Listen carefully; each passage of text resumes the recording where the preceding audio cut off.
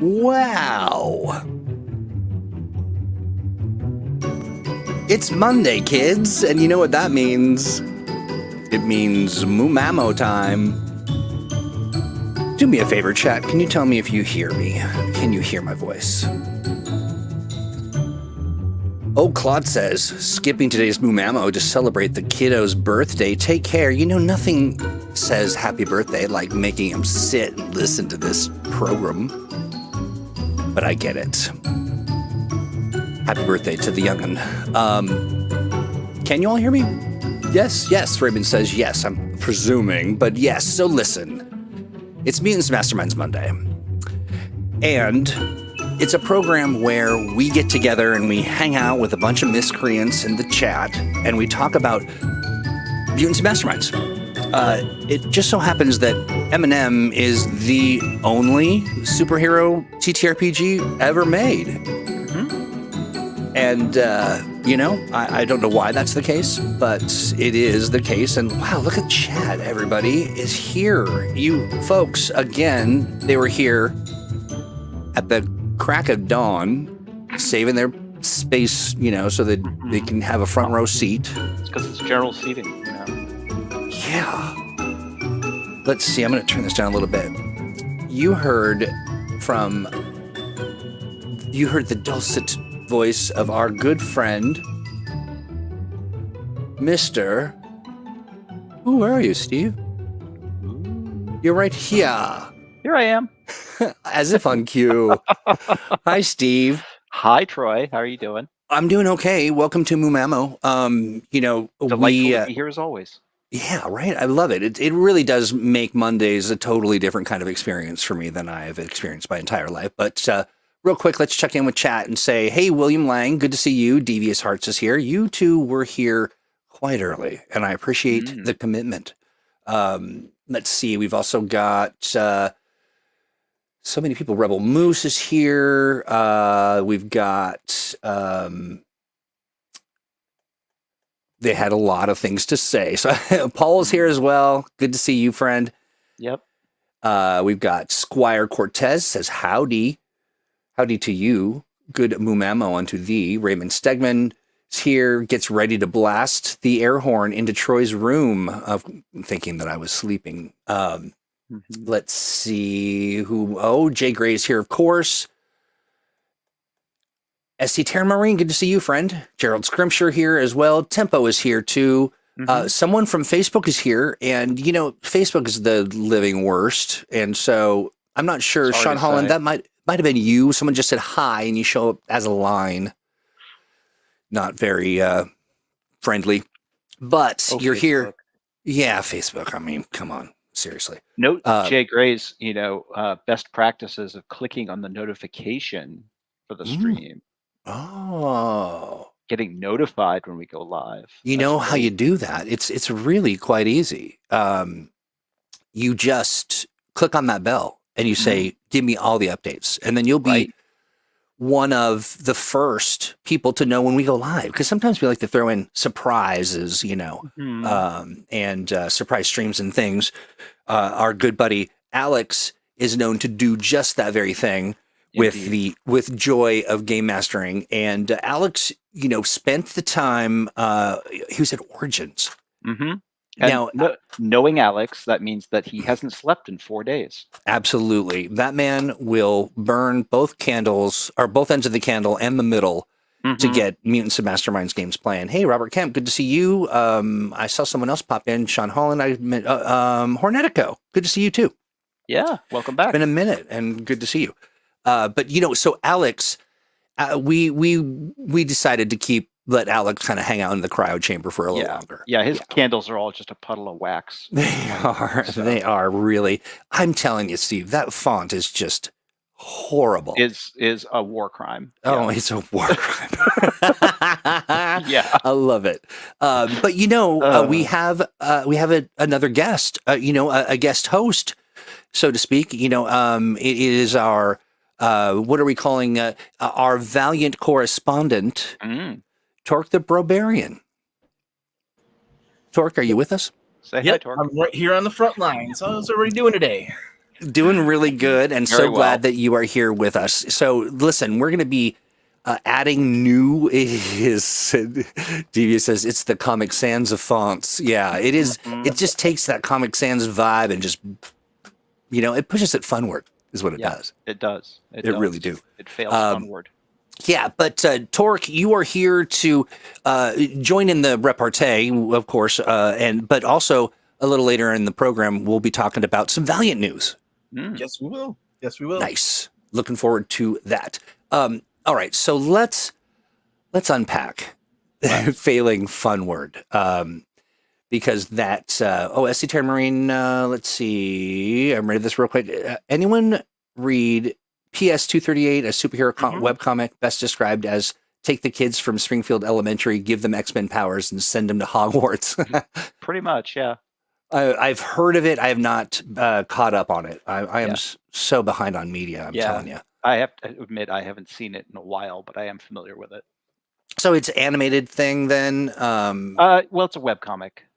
Oh, it's a webcomic. Yeah. I see. Yeah. Okay. All right. A good recommend. SC Terra Marine. Appreciate that, and we'll take a peek at some point when there's time. But okay, so today we're talking about failing Funward. Mm-hmm. Just kind of taking a fail and making it, making it fun. Right. Exactly that. I mean, the important thing is that when you have a role-playing game, you have a certain element of chance. That's why we have dice. Um, and one of the exciting parts about RPGs is that element of risk. You don't necessarily know if your character's daring effort is going to succeed or not. Oh, sure, Um, sure. and it makes it that much more tense and exciting, and it makes it that much more rewarding when the dice are in your favor and you manage to pull off that really amazing success. But all of that also means that you have to allow for the possibility that failure is going to happen. Yeah. That sometimes the dice are not with you. You may have Chris Pramus's touch with dice, Which and is somewhere along the lines of cursed and double cursed, or I will try and speak up a bit of Pook. Let me know if that's any better. Um, yeah, and sometimes the dice are not with you, and sometimes that just means that your effort is going to fail. And it's how do you keep that from ruining your game? Basically, how do you keep it to be a fun or interesting part of your game instead of just something that's getting in the way of the fun? right. So yeah, so you've got the variable of the dice, and then you've got the variable of the people. Yep.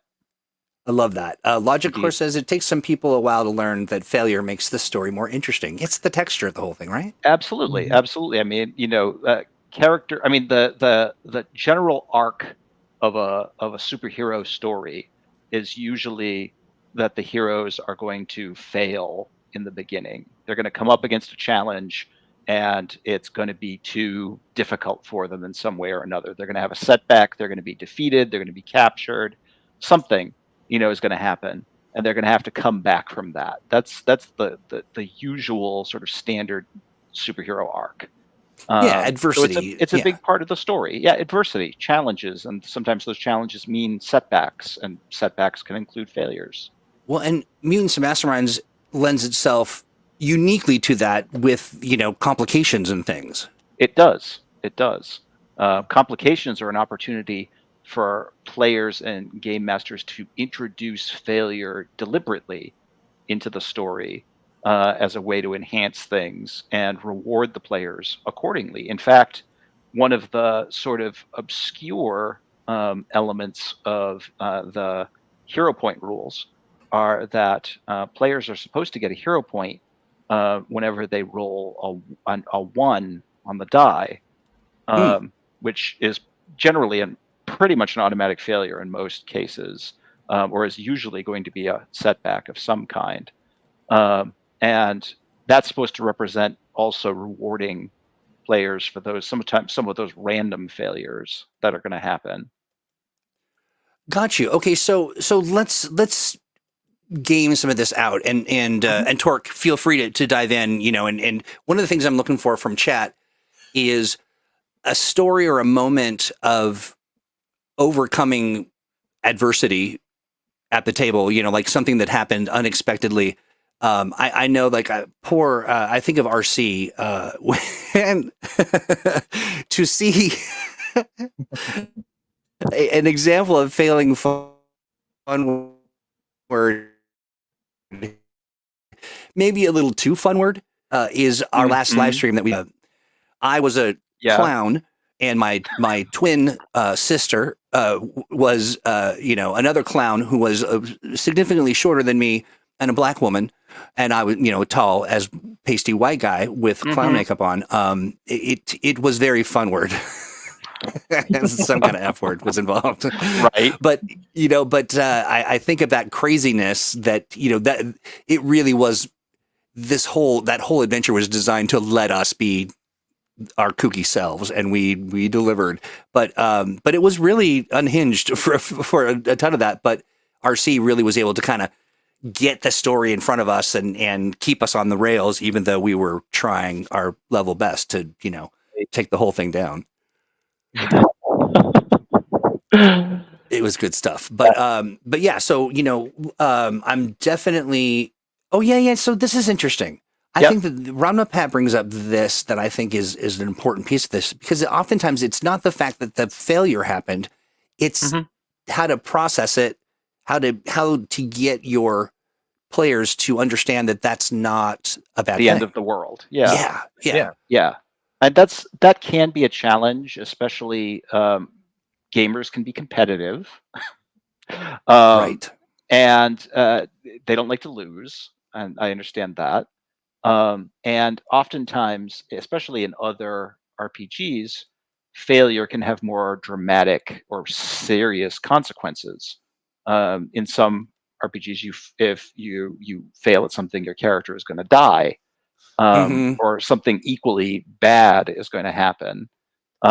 And one of the important things about a game like Mutants and Masterminds, depending on the tone of your game, is that failures and setbacks in comic book worlds or superhero settings are rarely forever.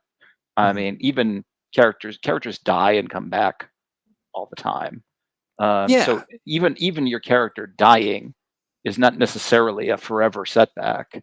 And so there are always possibilities as far as that goes. And sometimes it's about the players understanding that a failure or a setback is not necessarily the end of the world. Okay, so how would you facilitate that conversation to get people kind of in that headspace? Some of it is setting expectations from the beginning and having that session zero conversation and saying, because this is a comic book superhero game, there are going to be some occasions where your characters get defeated or get captured, or otherwise are going to end up in a more difficult situation, so far as that goes. And just be aware that that's an expectation of the game that's going to happen. So don't freak out when that happens. One of the other ways that Mutants and Masterminds tries to sort of soften that effect is with the hero point system of where things, where those setbacks happen. The game master can say, okay, the villain has captured you all, and you all regain consciousness, and here's the situation, and here everybody have a hero point. So at the very least, the players get something tangible for the setback, and hopefully it's something that immediately gets them thinking, how can I use this hero point to get out of this difficult situation now, and gets them thinking forward towards another part of the adventure, basically. SC Terran Marine sort of inspired a thought in my mind about there is a certain amount of GM sort of a stitch in time saves 9 kind of like, notion that when you get a sense that things might be going in a direction that could be problematic in the future for fun or what have you. Right. And yeah, the what they mentioned is I had a paladin who all of the stats were 18. Oh, luckily, okay, rolled. Okay, so but he was so good, it was hurting everyone's fun. And so S.C. Terramine decided to kind of throw in some slapstick, some comedy, some humor to kind of blunt that, that edge of just perfection, to kind of add that texture. And I think that that's sort of the sixth sense that you want to develop. Yeah, I think so. Torque, do you want to add something? Yeah, so let me give you my testimony here real quick. Yeah, please. Please do. My last big failure during an RPG session, I was playing the TSR Marvel back in like 2009. This was the last major failure. Round one, I'm this armored, shrinking superhero, and I get KO'd right off the bat. And so we have to, in that game, you have to roll to see how long you're going to be out. And the one time I roll a 100 is actually when it ends up working against me. So the 100 now means I'm out for 4 hours. My he's gone. And so I pretty much sat out. I sat there through the whole session, and I just sat out the next 2 sessions because my character was out for pretty much the remainder of the adventure. There's no way to resurrect me, or get me back up on my feet. No smelling salts, no healing, no nothing like that. And I'll tell you, that kind of failure, that sucks the fun right out of it. Yeah, and, it does. And that's one thing that I like you said about some masterminds, is that there's conditions and there's other ways to come back. So you don't get knocked out that hard in those circumstances. But it was that was the last hard one. But a few years later, I don't know if anybody remembers this. I'm probably dating myself, but Google Hangouts. Anyone remember? Oh, sure. The G Plus. So I met Cam Banks on there, and this was right around the time that Marvel they were working on their Marvel with the Cortex system. And through him, I learned, that you got to learn to love to lose. You have to love it in a lot of ways, especially in the superhero genre, because, like you said, you're gonna get knocked out. Spider-Man gets knocked out all the time. Moon Knight got trapped in a water tower, and Iron Fist and Luke Cage had to go find him. I'll tell you right now, in the Valiant universe, victories are gray. So you get when you start getting into the Valiant RPG, not every victory is going to be clean cut. You may try to rescue a bus full of children, and the reality is you might only save 3 out of the 18 inside. That's the kind of victory you're going to see. So you got to learn to love even just those hard moments in RPGs. And ever since then, I actually enjoy making the grunts, right. I like making those noises. I like that, as you could tell, I don't, anybody can go trace me back to some of my early RPG online stuff through I Love Comics with Englantine. I used to be part of their Tuesday night group. And I had to tell Maranya, she was the GM, I had to tell her, like, hey, you got to let us take hits. Go ahead. Don't be afraid to hit me. And he eventually started pulling off the kid gloves, and, I was starting to take hits, and I'm like, thank you. That's all I'm asking for. I think you hit on a couple things that are really interesting. And one is just it's a great point of just juxtaposition. Like the Valiant universe is a little more gritty, and I think, Torque, you said it to once. It's sort of the working class heroes. Like they're a little more sort of rough and tumble, and like you're saying, gray, which is interesting. But the other thing is, there's that moment where you got to establish some trust, right? You've got to say, I'm going to put my character in a vulnerable position for the good of a story. Trusting that, I'm not going to just end up with, no head, or removed entirely. You have 3-4 face to the floor, Right. Yeah. Yeah, absolutely. Yeah, I'm going to grab some of the chat conversation here. Devious Heart says we call the hero point for a critical miss the rubber ducky consolation prize. Sure. Sure. Yeah, I like that a lot. Let's see. Oh yeah, so Logicor says this is the first I'm hearing about the Nat 1 get you a hero point. Yep. Yeah, I like that. Yeah. It's the hero points are just such a lovely tool, such a lovely kind of, it's just a really great way to kind of blunt the edges, reward great comedy, Let's see. Esquire says Jill and Jack, that's Jack with the G, by the way, were both fun and terrifying. Dan's version of failing was with F-bombs. Yeah, we did kind of go through, a word to the, wise. If you are feeling a little, maybe a little precious, you might want to skip that particular actual play. Let's see. What else we got here? Sean Dugan says, catching up on PS 238 will be easy since the last update was over 2 years ago. Okay. Oh, gotcha. all right then. Oh, yeah, we'll have to catch up there.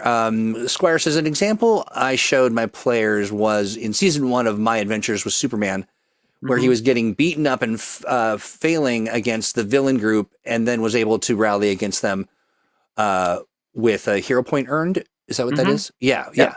Nice. Very nice. And yeah, Devious as mentions concessions are a great way to mitigate harsh failures. Paul says Cam Banks is a gent and a scholar. That is very true. Yeah. I think, Tempo also mentions that failing is just another way to learn lessons so long as you don't end up unalived. Yeah. Yep. Well, and like we said, sometimes even then. Yeah, sometimes. Exactly. Let's see. Ramna Pat says, hey, Ramna Pat, good to see you. Hero points and luck are tools given to the players to mitigate failure. How do you manage that in play and also not ignore the player's choices when they build the character? Yeah. Well, I could talk a little generally about that, Ramna Pat, but tell us a little bit more about the player's choices when they build their character, as far as that goes. Yes, I mean, hero points, part of the fact of hero points is they are intended to be sort of a reward for suffering the slings and arrows of setbacks, but they're also intended to be a tool that can minimize dumb or unfun failures. Yeah. So that reroll mechanic, for example, can save a hero from it'd be really bad if I failed this roll right now. Sorts of situations. And a lot of that is left in the player's hands. It's their resource. They get to decide when and how to spend it. So they get to decide what's important as far as their character is concerned. If it's really important for them to make this die roll, then they can spend their hero point and do it. And most likely succeed, not necessarily guaranteed, but pretty likely. And in some cases, some players may be okay with some failures and say, you know what, I'm just going to let it roll. I'm going to let it stand. I don't want to spend my hero point on this. In fact, I'm going to, maybe earn a hero point for taking this. So I'm just going to go with that.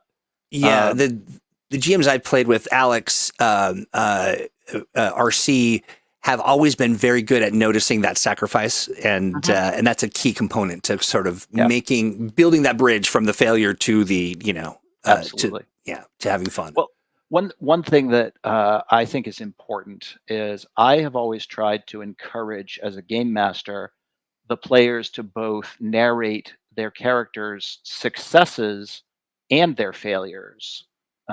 So far as that goes. Oh, yeah. Rather than presuming to narrate them for them.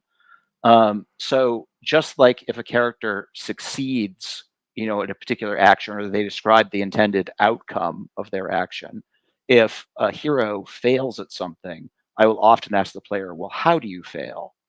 Tell me what that looks like. In what way does this not succeed? How does this look from your character's perspective?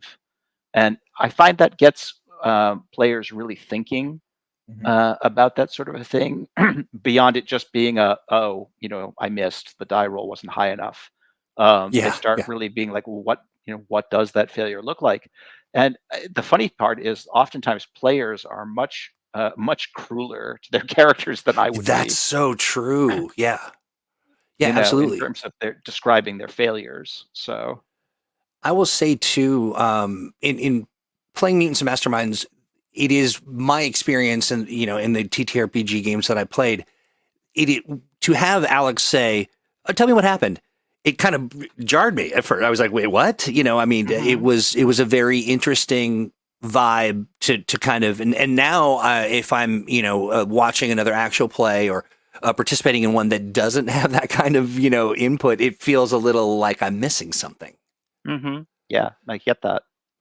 Let's see. Ramnapat says many of my players overemphasize the importance of luck as build choice and combining that with judicious use of both this and hero points. I rarely see failures stick at the table. Yeah. All right. If that's an issue in your game, it may be worth saying that the campaign limit on luck ranks need to be ramped back a bit. If you find that literally every character at your table has the maximum rank of luck available because they want all those rerolls and they never want to fail, that's worth a conversation to say, hey, failure is sometimes expected to happen. So far as that goes, otherwise, this game isn't going to be very exciting. It's definitely a maturity thing. Go ahead, Dirk, please. Yeah, it's definitely a maturity thing. As you get older, most of us in our 30s and 40s, we really kind of come to rely on that failure to be that dopamine hit that we need to play the game. Whereas teenagers and young 20-year-olds, I think maybe it's just a psychology thing where they want to build their life up, so they want to feel that luckiness, that playing the game with a safety pin.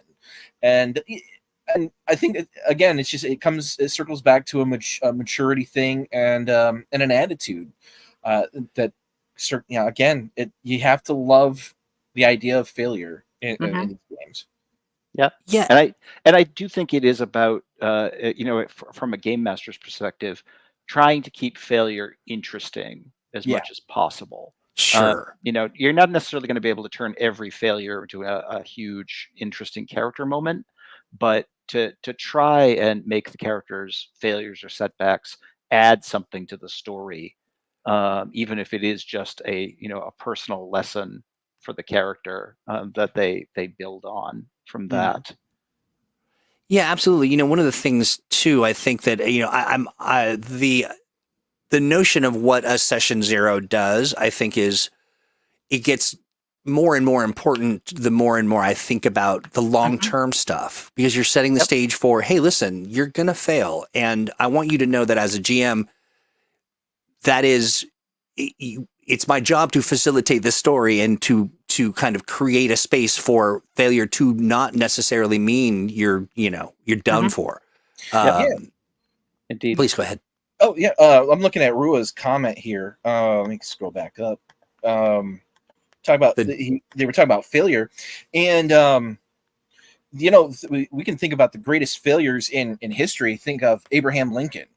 He was a failed lawyer, failed businessman, and eventually became president. Now imagine if he succeeded at business, he never would have become president. He would have just stayed where he was, and we never would have been in the situation that we are now with the Emancipation Proclamation. We get to celebrate Juneteenth because of a whole alternate history. Yeah, and imagine too, the notion that failure can also mean I'm sacrificing. I mean, how many great storylines had a hero sacrificing themselves for the greater good, or knowing that the choice that they're going to make will lead to doom or difficulties, and they do it because they're a hero. I mean, it's got some gravity to it for sure. Yep, absolutely. Let's see. Raymond says, use the luck options from the power profile and only let them take the reroll option for luck for one rank of luck. The rest edit scene. And okay, so can I ask this question? Yeah. I am in the scheme of things rather new, but editing the scene has always seemed to me to be such a big thing. It can be. Yeah. Talk to me about that. So the edit scene option is basically intended to be kind of this catch-all narrative option for players to give them some measure of narrative control over Yeah. things. There are a lot of things that happen in the narration of an RPG that it's hard to encapsulate in mechanics. There anything that involves the dice, we can modify die rolls, all of that sort of a thing. But when it comes right down to the sorts of just weird and interesting coincidences that happen in fiction, um, it's harder to modify those unless you basically have some kind of system of determining how probable any given thing is and make people roll dice for it. Um, so the edit scene option basically is one of those things where a player can think to themselves in the midst of a scene, it'd be really cool if, dot, dot, dot, this element were to happen or to be in this scene. I have this really cool idea that, my character could pull this thing off if he had a fire extinguisher, to pick a random example. And under normal circumstances, in the RPG, the player would just have to ask the game master, is there a fire extinguisher around? And the game master would decide, whether there was or not. The edit scene thing instead says the player can say, I would like therefore for there to be a fire extinguisher around, nearby, within reach, and I'm willing to use this resource, to make that happen. And then the game master decides if that's an appropriate use. That is of the incredibly resource. helpful, because I the balance as a player, like I don't want to, disrupt things so egregiously. Right. And I actually just remembered something. I remembered wrong. My very first experience with the tell me how that happened, or tell me, what happened as a result of that, was from none other than Mastermind Apook, who ran me through Mutants Masterminds encounter that later Apook got published. That was the Terror from the Skies. Yeah. Apook's and adventure. Astonishing Adventure, yeah. Apook, a phenomenal GM. As far as a player goes, I've been surrounded by some pretty amazing GMs. People very, very closely related to this community and project. So, Apook rightly describes edit scene as permission to be creative. And that's a great way to put it. It's encouraging players to give their creative input into the scene. And I think that I would encourage GMs to let players know, hey, this is the context for this. Yep. Ask for that thing, and rather than sort of diving into saying, I have turned the world into an MC Escher, sort of space, and now gravity's up and down and weird. And, I was always personally a little trepidatious about sort of getting creative because, what if I ruin the whole thing? But some conversation would take care of that right away. Yeah, and there is intended to be some back and forth between the GM and the player about that. Yeah, absolutely. I think it's just another sort of a point in the column that says it is a collaboration. It's a discussion. Absolutely. Love that. And I do think that we oftentimes think of the binary paradigm of leader and I'm following. And the Mutants Masterminds really tries to kind of even the field there where you are more collaborative in what's going on around you. And I think that's awesome. Well, listen, it is about 10 minutes after it's 2:39 and here in Seattle time. What do we think about jumping into a what's in the tank? Sounds like a good idea. All right. How you feeling, Torque? You ready to do it? Yep, good to go. All right. Let's see. Let's see what we got here. And now it's time for what's in the tank. Scanning. Welcome.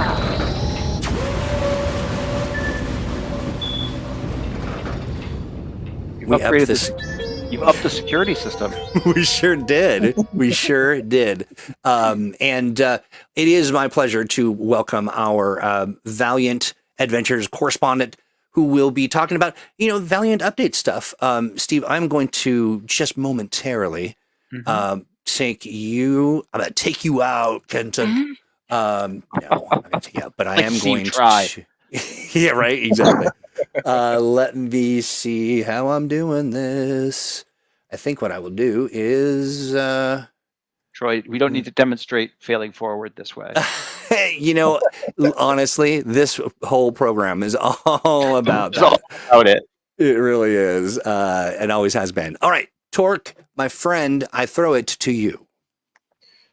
All right. Hi, everyone. This is your Valiant updates for June 24th of 2024. And we have some good news and bad news, but let's go ahead and start this segment off by wishing Kevin Van Hook a happy birthday today. Kevin is the co-creator of Valiant's Bloodshot and a former editor at Valiant. And we also have a belated happy birthday to Barry Windsor Smith. He was an artist over at Valiant, as well as very popular amongst Marvel with Wolverine's Weapon X story. But he drew, Eternal Warrior and Archer and Armstrong. So which one do we want to start off with first? The good news or the bad news? What do you think, Steve? I'm always the type to get the bad news out of the way first. Samesies, yeah. Bad news. All right, so let's go ahead and start with the bad news. So I've always heard the phrase that death comes in threes, and Valiant is no stranger to that. In the most recent months, as we've reported on Atomic Think Tank, artist Mark D. Bright has passed away. He was the co-creator of Quantum and Woody.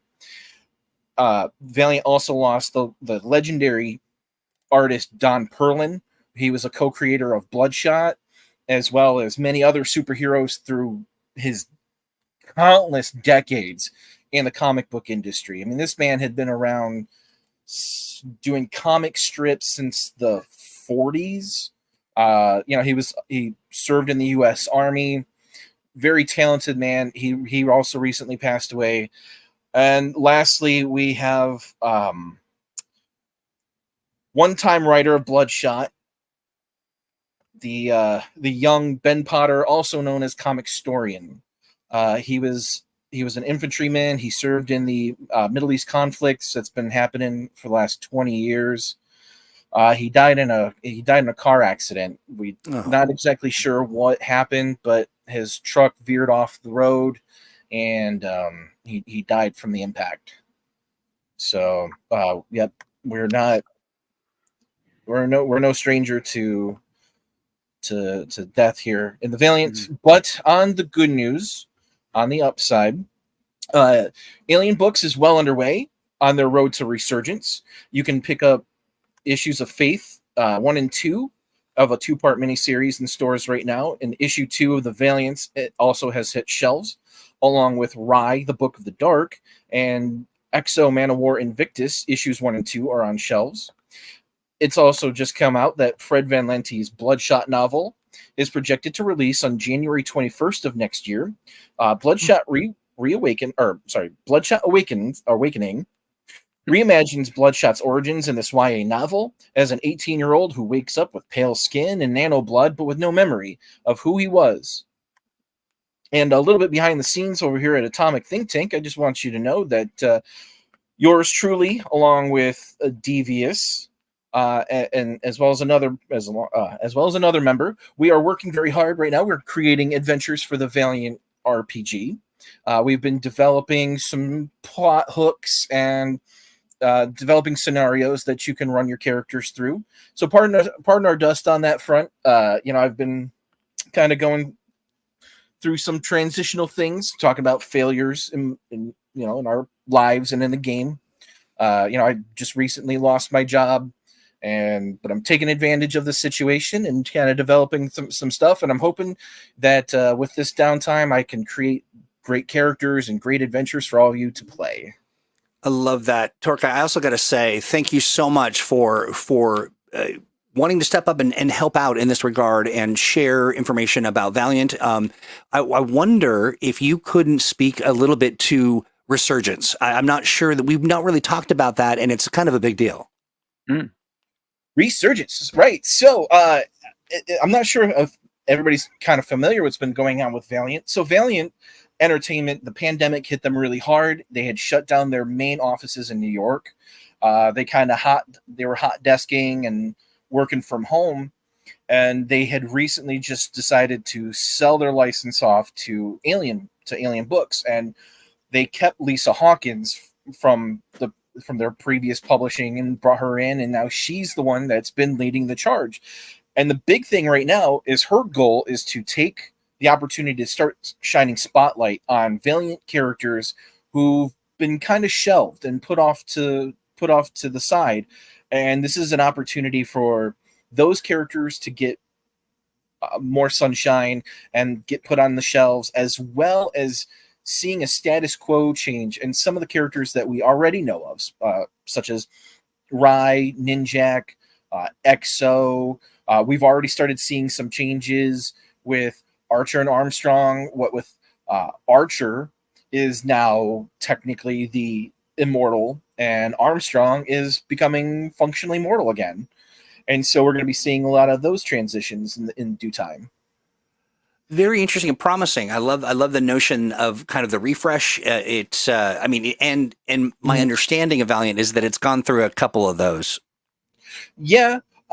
Thankfully, this one is not quite as drastic as it was from the original Valiant to the Acclaim comic era to the 2012 reboot of it. So Resurgence it's a line-wide refreshing, but it's not a hard reboot. It's just going to be almost like a DC's Rebirth, where we're going to get back to the spirit of what people love about Valiant. Yeah. And that's the essence of what they're getting back into.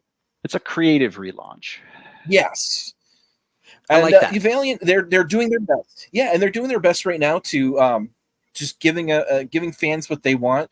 As we can see, if you go to their store, they're starting to add more merchandise to it, and they're selling off some things on discount. But they've got new light boxes that you can decorate your shelves or your desk with. They've Cafe Press. They've been doing some stuff with Valiant. I actually have a new mouse pad from them. Let me see if I can turn on my camera. I can show everybody. I don't know if you got me up there on screen. I do not. But how about I do? Oh, let's see. Let me get you. Okay, let's see. I will do. I think I have to show both of you. Hey, all right. Hey, Ooh, hey, I like it. nice. Very So, nice. So Cafe Press is one of Yeah. their licensed companies or partners, and they do a bunch of custom stuff. You can get your names on Valiant shirts and all of that jazz. I've been talking about them. And this is another thing that you can also get through Valiant. It's a replica of Shadowman's necklace. Shadowman necklace, yeah.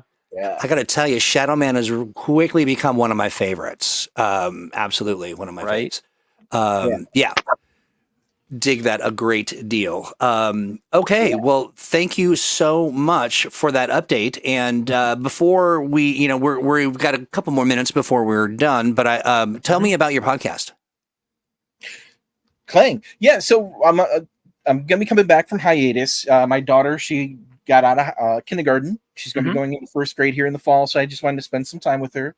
But Nice. the last few episodes been a little depressing because it's been the death in the family episodes back to back to back, and but I'm gonna be hopefully reaching out to Alex, and so we're gonna be talking more shop on there. I'm waiting for a few more of the people I've done podcasts with. They're both public school teachers, so I'm waiting for them to get back from vacations with their family so we can sit down and talk more Valiant comics. But yeah, Nice. so we focus in on across the eras of Valiant. Right now, we're kind of hanging out back in the 1990s and talking about all the old issues for now. But I'll be hopefully be reviewing newer issues. I'm gonna probably square off some time with journalist and comic book writer John Delaroz. He also has a YouTube channel. Probably be sitting down and talking Valiant comics with him soon. Nice. Eventually, I'm hoping to reach out to some of the more current writers and maybe Lisa if she's down for talking. It's usually just finding time to match up schedules. That's always the hard part. Oh, I'm sure absolutely. you guys are aware of that. Yeah, the logistics are always the fun part. And of course, I want to offer at any point in time, if you'd like to have Alex or Steve on to talk about what we're doing over here, you just give us a holler. We're all family. Oh, yeah, absolutely. Yeah, I'd love to. we'll have to coordinate some time. The email to the podcast is open. If you are a Valiant fan and you want to come talk, you can reach me at clangpodcast@gmail.com. You want to come on the show. My show is particularly oriented towards fans, which is why I'm like, okay, I wouldn't mind talking to writers and artists. That's great. But my podcast, I really want to focus in on fans and what was their experiences and giving the people next to me that time to shine, where they can talk about why it is they love Valiant, what character got them into it, what is Valiant's impact on their life today, if it has any, are they getting back in, have they been fans for a long time, all that stuff. I'm a bit of a people person. I love getting to talk to people and get that. And I understand, Steve, that you are because of the Valiant RPG, you're just now kind of getting into it, correct? Yeah, I mean, I took sort of a crash course in Valiant in preparation for our work with them. Yeah, it's a bit of a head rush, isn't it? It is. It is. I was living in the Valiant universe for several months there. It certainly does captivate you. Yeah. I worked with a former admin. I was on a Facebook group, and for a little while there, I was being a detractor, just getting this goat, like Valiant, whatever. But eventually did bite into what he was saying, and through the Hoopla app. Now, for quick aside, ladies and gentlemen, if you are broke in the bank, but you want to read comic books, go download Hoopla. All you need is a library card and an email address, and you can read comics for free because your $10 already paid for it. Now you get a limited amount of borrows, and thankfully they have a lot of trade paperbacks on there that you can download, so you get a nice big chunk. And so that's what I did. We had 4 library cards because we had just moved from one side of Ohio to the other side, so I had 4 library cards, and I started 4 different Hoopla accounts, and I would burn through all 4 accounts every single month, just diving into Valiant Universe. That's how gamed like a true TTRPG comic fan. Right. I love it. Min-maxing. Min-max all the way. Yeah, I love it. And then I just and you know what? Because I got to read for free, then I started to buy in, and now I have a nice solid collection developing, which I recommend if you thriftbooks.com and instocktrades.com and cheapgraphicnovels.com. Great places to shop for Valiant graphic novels. Hey, nice. I love it. All right. Well, that's a great resource for folks, and we definitely encourage people to get steeped in it. And we also know our friends over at DriveThruRPG, they'll have some resources there as well. They do. So, hey. Go ahead, sir. Yeah, Drive-Thru is fantastic because Alien's been running with DriveThruRPG and Drive-Thru Comics for quite some time. And if you don't have the shelf space or a lot of room in your house, Drive-Thru has all the most current books. Unlike Amazon, you can get all of the new issues digitally through Drive-Thru. So there's another great source. I recommend them 100%. Yeah. Take money out of Bezos's pocket and put it in our friends over at Drive-Thru. And yeah, we're big fans, of course, of DriveThruRPG. They're good, dear friends of ours. We've worked with them for decades, and definitely recommend them. Real quick, I'm checking out some of the thoughts here. William Lang says shooter era Valiant was the best. Absolutely. Paul says helps having Bob Layton on hand. His work in the early Magnus stuff was gorgeous. Oh yes. Yeah. I like that.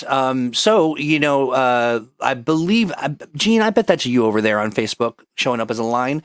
If I'm wrong, let me know. But yeah, says, will Mr. Steve or Alex do an actual play soon? We got a ton of stuff coming. Things are in the works. Things are in the works for sure. This coming Wednesday, we're going to be having a developer chat over in the Atomic Think Tank. Yep. For people who prior were members of the Patreon. So if you think that's you, you better get in that group, or at least try. And you can join us for a conversation. Let's see. And yeah, Steve Kenson, the famed, says libraries are such a great resource. I'm a huge library nerd. Yeah, libraries are going to save the planet. I believe that. Yeah. And hey, Torque, Yeah. where do people find your podcast at? So far, I'm exclusively on Spotify. That's okay. Yeah. I will be starting up on YouTube because Spotify seems to be kind of doing some weird wobbly stuff going on. Sure. I know some people have been getting chased off of the platform for whatever reasons. So yeah, I'm going to be looking to integrate into different platforms here pretty soon. Cool. Love that. Hey, friends, if you're listening to this on demand, you will no doubt hear us talking about the chat. You definitely want to be sure that you're playing the live chat as you're watching, and there's so many great links and resources. Of course, yes, some zingers, and then you can identify all the ne'er-do-wells and become one yourself when you come to watch us live. In addition, hey, friends, regardless of where you're at, if you're watching, if you're like whom I'm presuming is Gene, and you are over on Facebook, or maybe you're like Jay Gray and you're hanging out on LinkedIn, or you're watching on Twitter, or you're watching on Twitch, or here on YouTube. We need the thumbs up. We need give us all your thumbs, give us all your hearts. You know what? Share the link with a friend. Send it to your mom. Say, Mom, come watch this show with me. Right? These people are amazing. Because Mom's a hero, right? And yes, and as Apuk says, everyone gently caress that like button. Just give it a little tickle. Just tickle, tickle, tickle. And then you will get notifications. And we use our notifications responsibly. We do, always. Yeah, absolutely. Always. So, we don't send out a notification unless it's time to notify, is really what I'm saying. No false notifications. Unlike others. I'm kidding. I don't know what that even means. But I will. We're getting to the end of the program. Steve, what is going on in the Steve Kenson cinematic universe? Well, I am busy prepping for the launch of our membership tier on Atomic Think Tank, and getting all of our heroic ducks in a row, so that we have our content ready to go. So it has been working with stat blocks and scheduling and rewrites and backgrounds and updates and all sorts of good stuff to get things ready for our future Atomic Think Tank members to check it out. Guess what? 6 days. Right? 6 days before we launch the membership, the Atomic Think Tank Mutants Masterminds membership. And the MMM, but or is it just 3 M's? Anyway, you know what I'm saying, right? The M&M. Yeah. And so we're going to be putting together some information ahead of that in the next couple days. That we'll post a little blog post on that and kind of make sure everyone is aware of all the goodies. And absolutely, Torque, do you have anything you'd like to add? Anything going on? Anything people should be? You kind of gave us the rundown on all this good stuff. Anything else for the good of the order? So far, in terms of Atomic Think Tank, again, we're still hammering out some new articles. We're going to be working on some adventures. I'm hoping to hear back from some of my people. I did reach out to, again, some people that I know that they like to write articles and do their videos and stuff like that. I'm hoping to get more content uploaded on there for everybody to enjoy. Outside of that, I'm always down for more play tests. I really want to play Alex's, or at least get my hands on the hardcore, the power set for the hardcore. I really want to play into that, because I either want to really love it, or I'm going to yell really loud at you guys for screwing it up.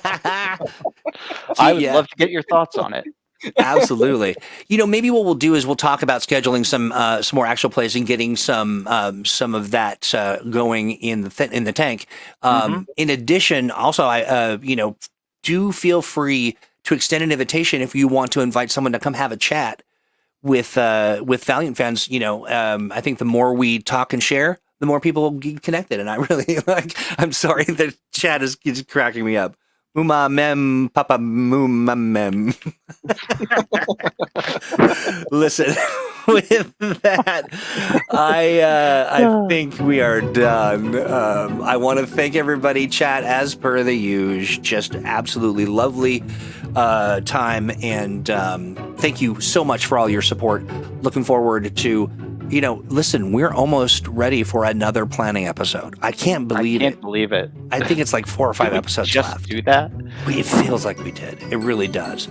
Torque, thank you so much for hanging out with us. You are the brobarian that we've ever had on the program, and I truly appreciate it. Hey, everybody, have a great rest of your week. Do me a favor, head over to the think tank, ask some questions, engage some folks. It's a lot of fun, and we really enjoy it. Until next time, goodbye. Bye, everybody. Goodbye.